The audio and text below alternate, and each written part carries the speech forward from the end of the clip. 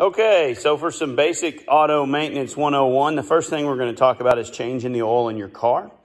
And what I want to do, we'll go through the big video of actually changing it later, but I just want to go over some of the tools because we'll use these if we're changing the oils, changing the tires. There'll be several things we'll use. One of the first things that's really quick is a jack.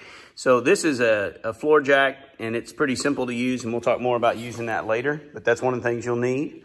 Another thing that you won't necessarily have to have, but depending on your vehicle, could be a jack stand, and that's something else that's really important for safety, just to hold your car up off the ground, make sure it's not going to fall on you. Another tool that you would use if you were changing the tire or working on anything that's going to require removing the tire, not necessarily changing the oil unless you have to jack it up and move a tire to get to it, which one of my cars you do, be a 4-way wrench or a lug nut wrench. That one's important.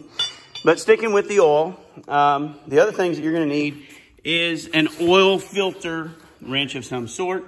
So these are 3 different kinds. This is it's a strap wrench that you can tighten up and move. That's one of my favorites. Here's a classic oil filter wrench that you can use. Here's one you actually just clamp on.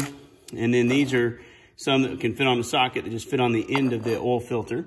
This is just some examples of some oil and filter, and we'll talk more about that later. Of course, a funnel to put it in.